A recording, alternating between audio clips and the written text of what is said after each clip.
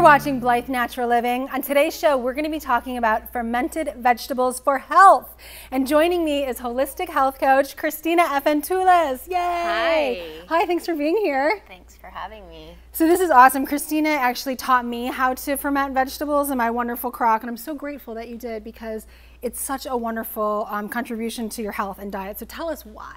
Why fermented vegetables? So in my practice, I include fermented vegetables in everybody's protocol for two reasons. One is because it's the act of taking something really dense, like cabbage, for instance, and adding a culture to it and having it break down into a simpler form. So what that does is it makes the vitamins and minerals in that food more available to your body.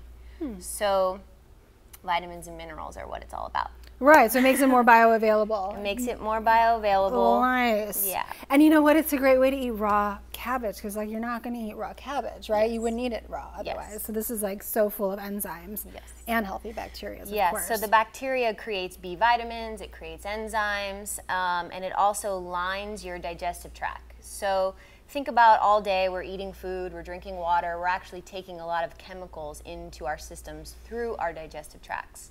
So the bacteria that's in the fermented foods, it actually lines our digestive tract and helps our bodies deal with the toxicity that's coming in. So there's antibacterial, antiviral, antifungal effects that are in the bacteria as well. So it's a really powerful food. Yeah, I'm sure that you see your clients come back to you after they start doing this and they see a difference because it really, I mean, it's really serving you. Yes. So it's a notable difference that you can. And we should say this, that, you know, it's like when you buy sauerkraut at the store, it's usually cooked. And this is, what is the point of that anyway? Like, why ferment a vegetable and then cook it, right? It's like you want it raw, right? I think that's just a traditional way that sauerkraut is made. So we're talking about something that's more medicinal than that. Right. So this is more, you know, food is medicine theory. Amen. Yeah, so. Okay, cool. So you want to show us how to do it? Yeah, Yay. So we're actually going to start with a brine. So we're going to, in the blender, I've already put fennel, garlic, some jalapeno, and I actually like to add extra minerals to the brine. So when the fermentation process happens and you're consuming the veggies, you get more nutrition. So you added a powdered mineral? Is that what this one is? Yeah, okay. And you can add a liquid or a powder, whatever kind of mineral product you like. This is one by Body Ecology. It's called Ancient Earth Minerals. So that one's an easy add. So all of that is in the blender. So this is capsules though, so you open the capsules and put it in. I open the capsules and put it in. And then we're gonna add some water here. And what I noticed from the last time, because the last time we made fermented vegetables together at Christina's house, we both did two different brines. So it's like really the brine can be like any herb, right? Like you put cilantro in there if you want. Or Yeah. I mean, the best thing about fermented veggies is there really isn't a wrong recipe. You can get super creative with it. I mean, the foundation is usually cabbage, red, green, or Napa, but you can get really creative with all of the other ingredients that you use. Yeah, absolutely. I did all reds. I did like beets and red cabbage. So that's great. Oh, I had kale too, but that's okay. You can put kale in here if you wanted. We have apples in there, and green onion, all kinds of good stuff. Yeah. So I'm going to turn the blender on here.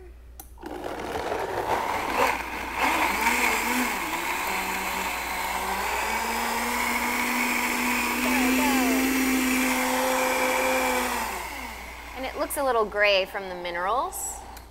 So you want to blend up all of the ingredients that you put in the brine first, and then you want to add a culture.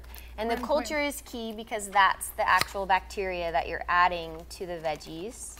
And, you know, this is just a simple strain of bacteria, but you can, you know, this is a Body Ecology strain of bacteria, but type of bacteria, but you can use any kind that you can find at your store, like a yogurt quality kind, anything like that. So this is the only one I've seen at health food stores. So there's several kinds at health food stores. There's several kinds, and there's over 500 types of bacteria in your gut. So the more variety that you have, that's okay. That you have, and the types the better of it is for you. Yeah. Got it. Thank you. Sure. So you just want to add the whole packet, and then now you just want to pulse. Pulse it, Yeah. pulse it, pulse it, pulse Or it. put it on low, which is fine. All right, because you don't want to blend it up too much. And so the microbes, the bacteria, it's in a dry packet, so you want to leave them in with the water while we're preparing the rest of the veggies so they have time to activate and turn back on. So then we'll go back to our bowl of veggies as I almost called you kale. Ah, that's a great name. As Blythe said, it has cabbage, green onions, apple, fennel. That's what we put in here. Right. And then you're gonna add a little bit of salt, about 2 tablespoons worth of salt. And then I like to add agrimony as well, which is a liver tonifying herb, but it also has an antimicrobial effect. So any negative bacteria that might get in there, it will balance it out. And where can people find agrimony? You can fiend it at any health food store. It's a really inexpensive herb. Lovely. So that's that. Sweet. And then we'll take our brine. Okay. Can you give me that? Yes. And we'll pour a little bit over the veggies. Smells good, that jalapeno. Yeah. You're really getting that. And then we'll start to massage the veggies. Okay. So you want to start the breakdown process as much as possible before you put it into your crock or whatever vessel that you're using to ferment. Right, so there's no need to like pound. It's like you really can just sort of gently massage. It's sort of a more loving way to interact with your veggies than the pound way that we see often used for making fermented veggies. And you know, this is a little bit esoteric, but you know, bacteria, you know, like any virus, you get a cold or a flu, it has a particular property to it. You know, when you get the flu, everybody kind of has the same symptoms, right? So bacteria, they have an intelligence, and so when you're, you know, bringing them back to life and putting them in your food, they're working with you. I mean, we're made up of like 90% microorganisms. It's like wild. It's like we are just like some universe for a myriad of different microorganisms, which is amazing, actually. Yeah. Oh, amazing. So generally speaking, how long do you massage this? So when people are doing this at home, just chop your vegetables or use a food processor, or Christina even tell me sometimes with her clients, if it's just like quick and easy, you can like buy it already chopped. Yeah. I recommend chopping it yourself or using a food processor, but how long do they need to massage it? You know, just a couple minutes, maybe 2 to 3 minutes. You'll start to see it will break down. If you decide to do a different texture, if you grate it, you won't have to massage it as much. You'll start to feel... Oh, you can grate it. Yeah. Interesting. Nice idea. So they've broken down quite a bit now. Yeah, and that's only been like a minute, so that's great. Yeah, so we can smells so good. It smells beautiful. It smells amazing, you guys. This is so great. What I love about this too is it literally lasts for so long in the fridge, and it's like a scoop with dinner, a scoop with lunch, a scoop even midday for a snack. It's like the best. That's the other thing is it also helps the food that you're consuming the veggies with become more bioavailable as well. Yeah, absolutely. So let's go ahead and put them in the crock here. Isn't this beautiful? This is handmade. Sauerkrautpots.com. It's handmade. I absolutely love this. Yeah. Okay, I'm going to take the lid off.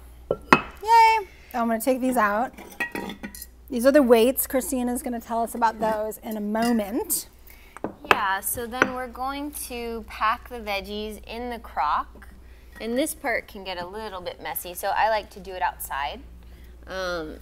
So we want to pack them in and make sure they're nice and tight with as little airspace as possible. All right, so like use your fist to like get in there. Nice.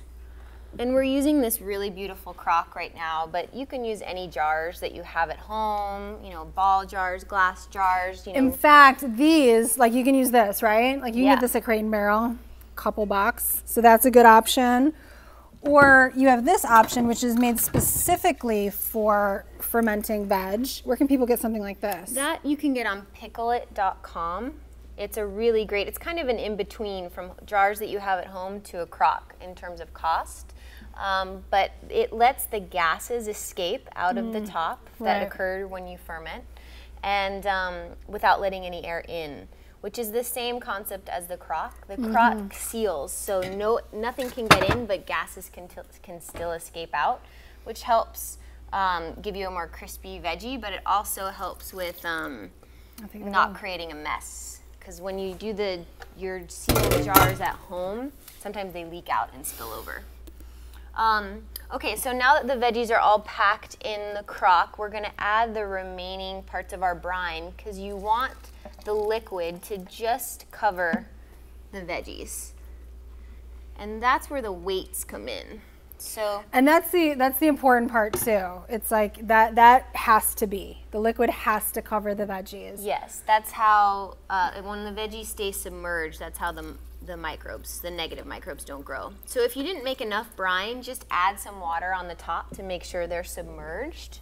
And then you take the weights and you press them in just to make sure the liquid rises above the veggies.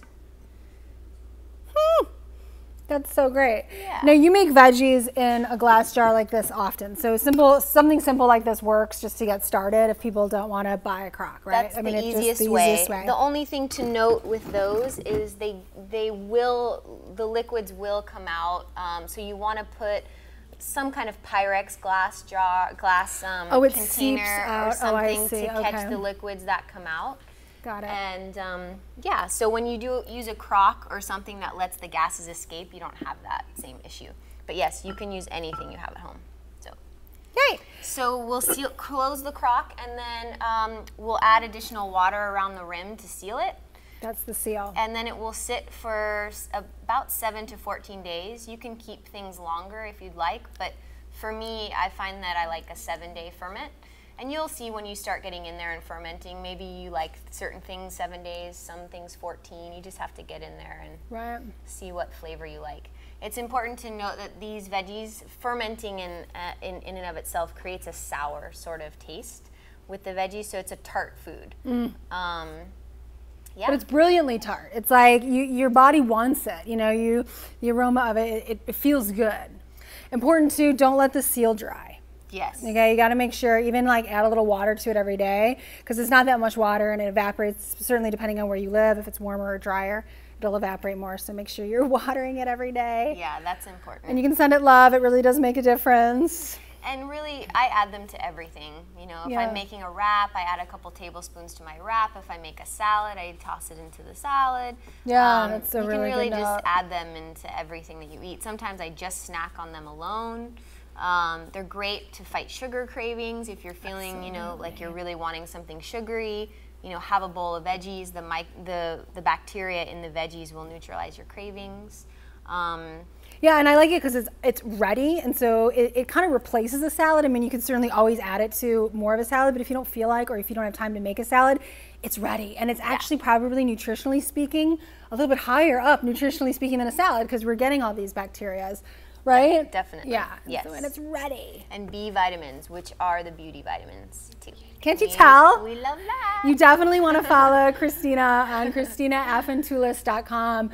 Get on her blog, get on her mailing list. She writes wonderful articles. I'm so inspired by everything that you write. Oh, thank you. You got it going on. You know your stuff. Thank you. Yeah. And if you have a chance to visit her in Los Angeles, get in touch with her. It's good stuff. So until we meet again, don't forget to visit BlytheNaturalLiving.com. Sign up for my newsletter. We also have a healthy recipes in 5 minutes home study course for you. So check that out. And until we meet again, feel good, friends. And good food really does help. Au revoir. Please subscribe to our channel. And for more information about our home study course, Culinary Healing, 5-minute recipes for health, happiness, and beauty, visit BlytheNaturalLiving.com. See you there.